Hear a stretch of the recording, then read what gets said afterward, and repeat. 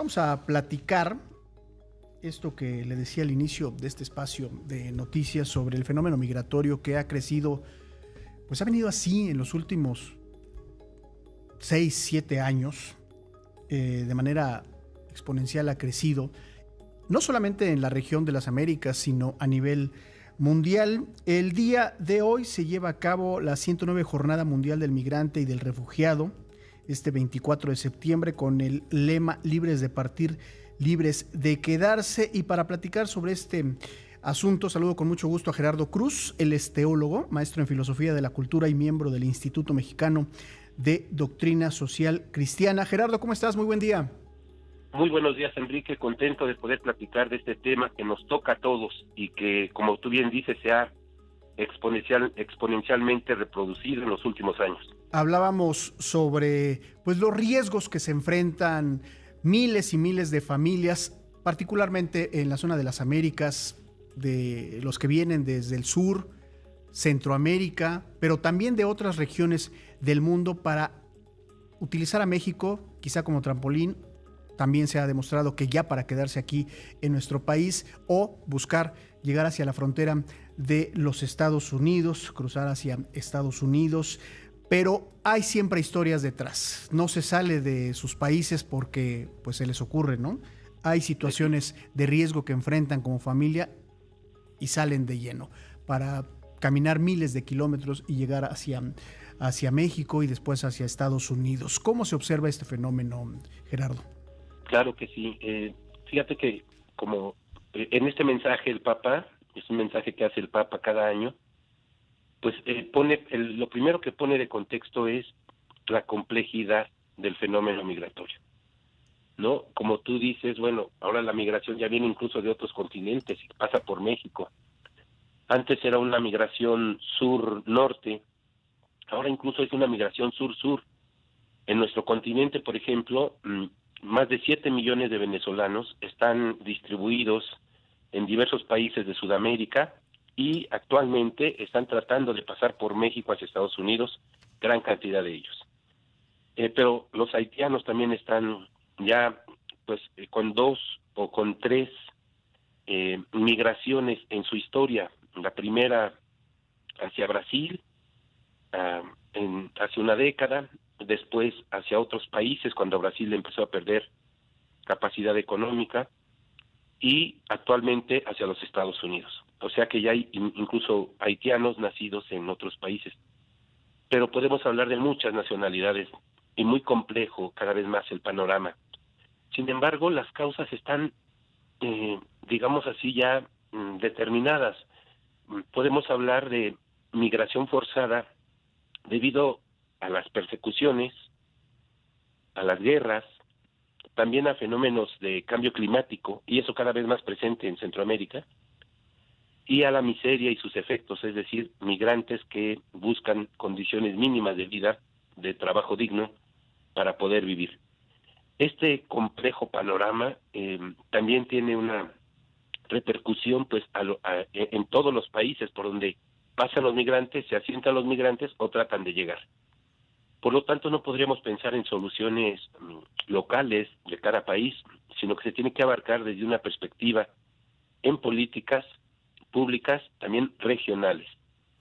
Fíjate, es interesante, tú nos recordabas al inicio el lema de esta jornada del migrante y del refugiado. Se trata de un derecho todavía no codificado, es decir, que no está en alguna legislación ni tampoco en ninguna constitución del mundo, pero que es un derecho humano para poder elegir si quedarse en su casa o migrar. Las migraciones actuales en su mayoría pues son forzadas. Pero ¿por qué? Porque no hay condiciones mínimas de desarrollo en sus países, lo que nos obliga a revisar las causas de las migraciones para poder atacarlas, para poder reconocerlas y en la corresponsabilidad de cada actor social poder solucionar esto.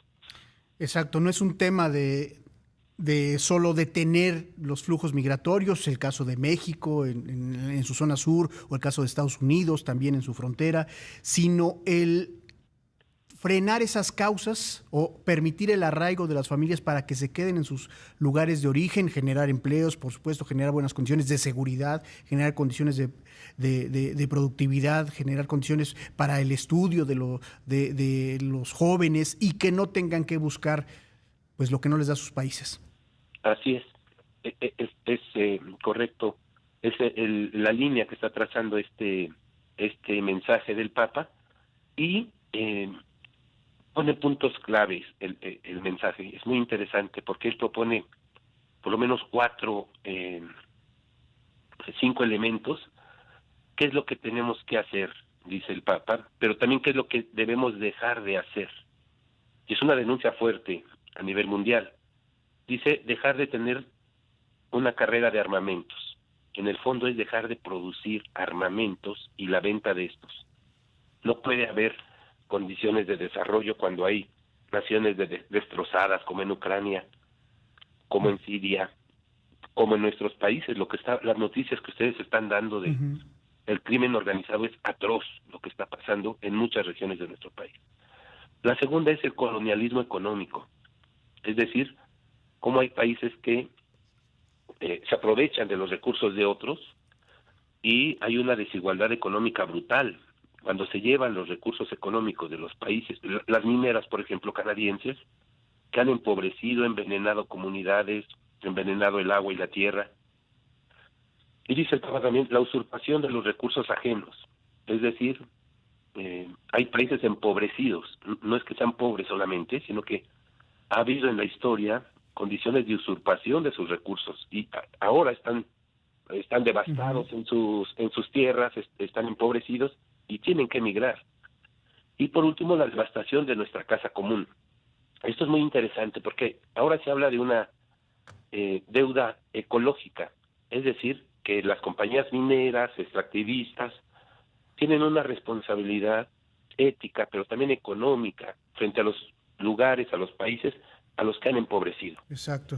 Podríamos empezar a hablar también de una deuda migratoria, porque países del África, países de Sudamérica y Centroamérica, incluyendo México, tienen la necesidad, sus habitantes, de salir a buscar mejores lugares, porque han sido explotados, y no han sido explotados porque sí, han sido explotados concretamente con personas y con políticas. Exacto. Hay que ver este fenómeno migratorio desde todas las aristas y estas que nos comentas tú, Gerardo, son muy importantes, una reflexión sobre lo que viene detrás, lo que hay detrás del fenómeno migratorio, de la salida masiva de familias de sus lugares de origen. Gerardo Cruz, te agradezco estas palabras y esta reflexión que nos hiciste. Solamente una cosa, muchas gracias, Enrique, agradecerte, decir que en Indosoc estamos en la línea de este mensaje. En Indosoc, en nuestras instalaciones en San Ángel, tenemos un lugar de acopio. Sabemos que los albergues en Ciudad de México están sobrepasados. Son personas que tienen que comer, ¿no? Tienen que dormir, hay personas enfermas. Y ahí tenemos un lugar de acopio permanente. Y también el miércoles tendremos una mesa, un webinar muy interesante sobre migraciones en América Latina. Pueden entrar a la página de Indosoc, indosoc.org, y ahí van a encontrar la liga. Te agradezco mucho y deseo un buen domingo. Gracias, igualmente para ti, Gerardo. 8 de la mañana con 38 minutos.